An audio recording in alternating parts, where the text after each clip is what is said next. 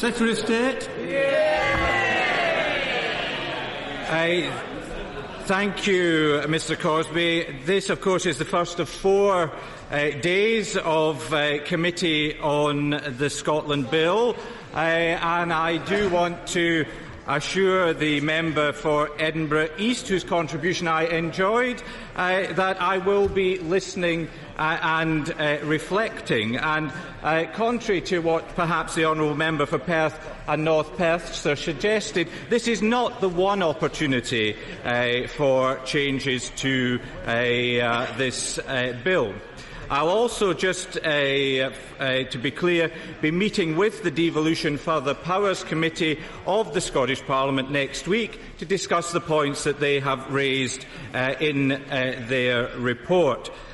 Mr Cosby, I don't usually begin a speech like this, or a response like this, by suggesting that anybody read one of Gordon Brown's books, but tonight I am, because Gordon Brown has been misquoted in this chamber, and I think it is important, given the number of times that has happened, that we do put on the record that in his book, My Scotland, Our Britain, A Future Worth Sharing, he states that neither his proposals nor any of those of the pro-UK parties offered a federal solution. And indeed, whilst they come close to the idea of Home Rule, they are not Home Rule.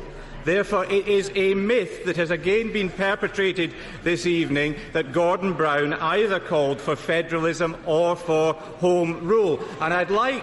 the Honourable Gentleman has spoken a great deal this evening in relation to that matter. I'd also like to see the empirical evidence to back up the point which the honourable member for Edinburgh East made, that the vow and the offer of additional powers made a significant change to the referendum result, because there is no such empirical evidence. Secretary of State suggesting that it had no effect at all, in which case, what was the point of it?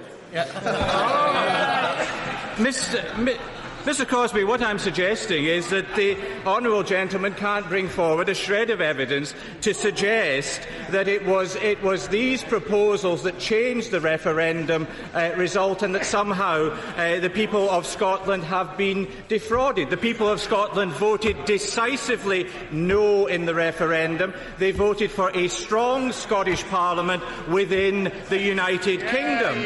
And the basis on which the vow, which was set out in the Daily Record and other pronouncements, was taken forward, Mr Cosby, was on the basis of the Smith Commission, of which the Scottish National Party was a part and a signatory. Now, I received a very interesting letter today from John Swinney, which set out...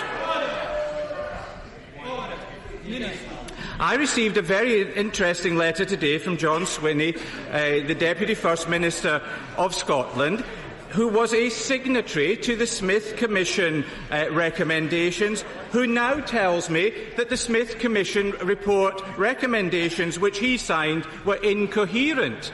Now, I don't understand how he came to sign those recommendations if he genuinely believed that they were incoherent. He should have been arguing for some of the points that we've heard argued for this evening, that we heard argued for in the general election. But I'm quite clear that the position not at this stage, the position resulting from the general election is that there was a call by the people of Scotland for the powers which were set out in the Smith Commission recommendations to be delivered, and that the Scottish National Party set themselves out as being the voice of the people of Scotland in ensuring that those powers were delivered, and those powers will be delivered in the Scotland Bill. Now, We've heard, not at the moment, I've had a number of small speeches from the honourable gentleman, and I know the point that he wants to make.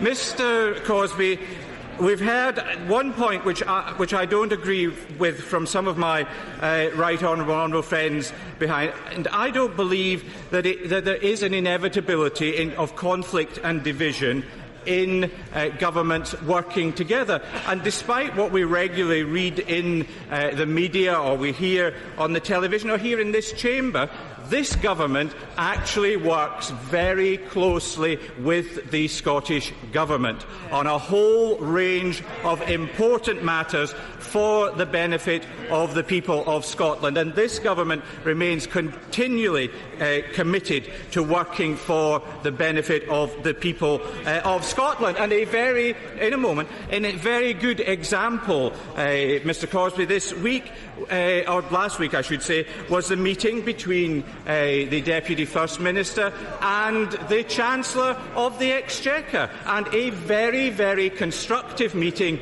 took place between the Deputy First Minister of Scotland and the Chancellor of the Exchequer to discuss the rollout of the fiscal framework which will support this bill. And I can ensure my right honourable friend from Wokingham that that bill, that the details of that full fiscal arrangement will be brought forward in evidence to this House, as that agreement must proceed in parallel to this bill. But we are very keen to ensure that that fiscal framework is in place. Now, a great deal of the debate... I will do. I'm grateful to my right honourable friend.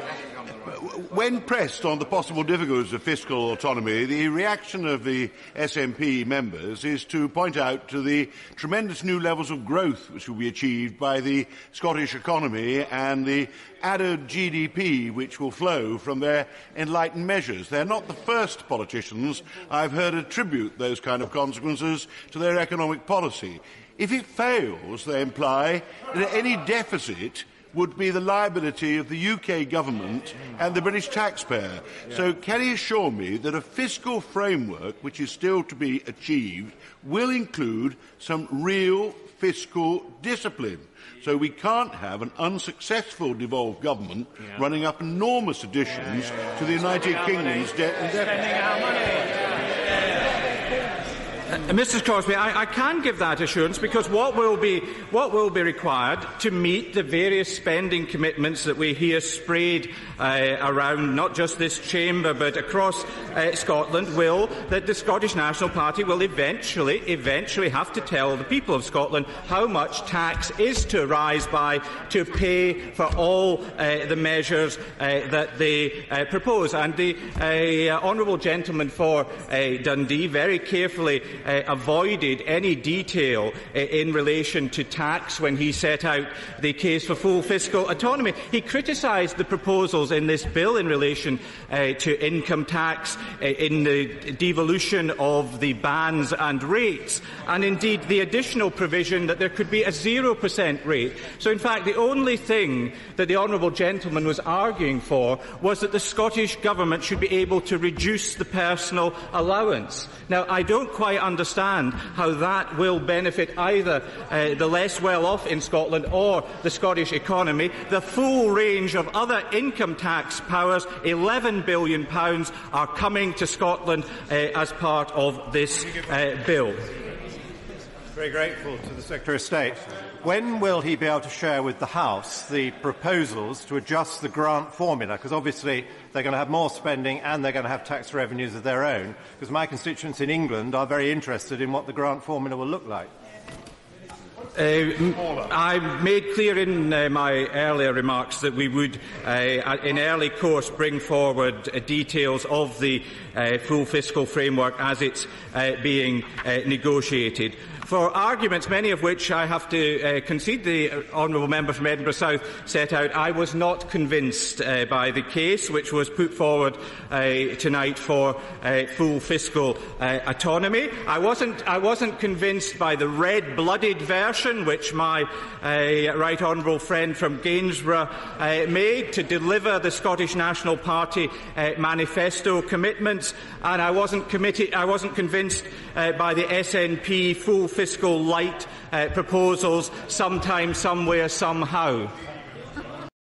From Gainsborough, I gave a very eloquent speech this afternoon explaining to this House how the debate in Scotland had moved on. How is it, When we have won the election in Scotland, when the people of Scotland have demonstrated their desire for powers for a purpose for a parliament, is it not the case, as the honourable gentleman from Naysborough is saying, that you're playing with the future of the own union that you want to defend? And it really is about time that you listen to the Scottish people and you deliver what the people of this country have asked for. Mr. Speaker, I think I set out at the start of my remarks that I was listening to the Scottish people, but the only people who are playing games are people who threaten another referendum in Scotland every time they don't get what they say they want. Now, Mr. Cawley, the principal issue raised in relation to full fiscal autonomy is, of course, that it would mean Scotland having almost $10 billion less to spend by the last year of this Parliament. That's not good for Scotland. That's why this government will not support it. And I'm afraid the only arguments that we heard this evening in support of those proposals were the arguments that were actually heard during the referendum campaign at the time, which were basically, it will be all right on the night. Trust us. Well, the people of Scotland decided on the 18th of September last year that they did not trust that argument, and I still don't trust that argument. Full fiscal autonomy would mean an end to the Barnett formula. It would mean that the Scottish Government would need to fund all public spending in Scotland from its own resources. In a moment, the Scottish Government would therefore be fully responsible for raising all the tax from Scottish taxpayers required to fund all spending in Scotland on public services, benefits and pensions.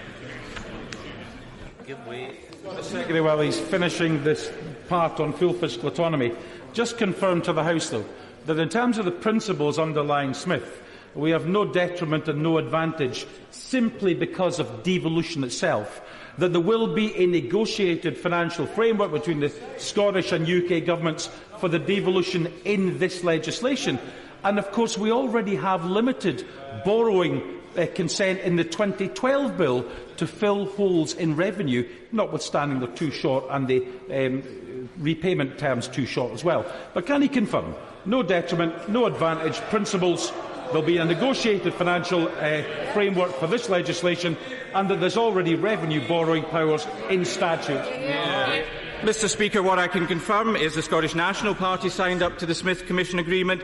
This government is committed to deliver the Smith Commission Agreement, so therefore he will get what he is looking for in respect of the Smith Commission proposals. There is not a shadow of a doubt on that. Full fiscal autonomy would mean the end of Scotland pooling resources and sharing risks with the rest of the United Kingdom, and it would mean an end to Scotland being part of the UK's hugely successful single market, which generates jobs, growth and prosperity. To all intents and purposes, the fiscal union between Scotland and the United Kingdom would end entirely, and the lesson of the Eurozone is that it is extremely difficult to have a successful currency union without fiscal union. I'm very grateful. Look, I really understand the Secretary of State's desire to protect the Scottish people, but the more I've listened to this, it sounds to me, whether there is or isn't a $10 billion shortfall, if that's what the people of Scotland want, and that's what the bulk of their representatives want, why don't we, the rest of us, in the interest of the rest of the UK that we represent, let them have it, provided we have a guarantee we won't have to bail them out? I just don't accept the honourable gentleman's argument. $10 billion shortfall in spending in Scotland would affect every school, every hospital, every family by £5,000. I'm not going to countenance that, and I'm not going to support any amendments which would promote that. Mr. Cosby, we've had a lengthy discussion on full fiscal autonomy. I will take my honourable take his intervention because he proposed an amendment.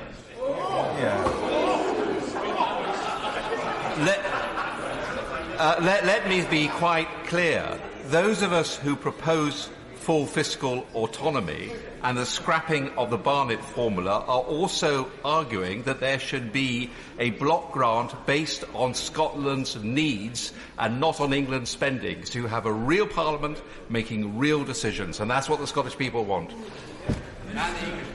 Well, I've noted what the honourable gentleman has said, and at times tonight I'm sure he will have been an honorary member of Team 57. But we have to move on in order that we can deal with the other amendments and the next section. And one point that I want to make very clearly, which echoes the evidence which I gave to the honourable gentleman's select committee. I regard a Scottish Parliament being a prerequisite of a United Kingdom. There will not be a United Kingdom if there is not a Scottish Parliament, and therefore a lot of the discussion around the exact wording, I can understand why that debate is being held and made, and I will continue to listen to that. But I am absolutely clear that without a Scottish Parliament there will not be a United Kingdom, and that is not it is not sustainable to argue about lots and lots of preconditions on that basis. Can I thank him for listening to the Political and Constitutional Reform Select Committee and its proposal, and could I just ask him to take away the idea that what he's actually saying should be on the face of the bill in so many words. What those words should be left to him, and perhaps he could come back at report stage on that. I've indicated that I would reflect on a number of issues, the issues that have been brought forward and moved by the honourable member for Orkney and Shetland that had been proposed by the Law Society of Scotland are among those issues, the debates around the wordings that are currently in Part 1. We will certainly look at. I don't accept amendments 58 and 59 as they refer to the term constitution, whereas clause 1 refers to the term constitutional arrangements. The term constitutional arrangements is used to reflect the fact the United Kingdom does not have a written constitution, and it's a well-established constitutional arrangements of which a Scottish Parliament is a crucial and, as I've said, enduring part. I wanted just to mention the honourable gentleman opposite's proposal in relation to new clause 2, which was for a constitutional convention. I've said at this dispatch box previously that I and this government do not support a constitutional convention for reasons which have been well rehearsed, not least because on one matter I am in agreement with the Scottish National Party, and that is that it would slow down the progress of the Scotland Bill, which I am committed to taking forward through this Parliament as quickly as possible. I think the other matters which have been raised are matters which we've had a full debate but do not fully relate to the Scotland Bill. And on that basis, Mr Cosby, I would move that we move forward to vote on the amendments.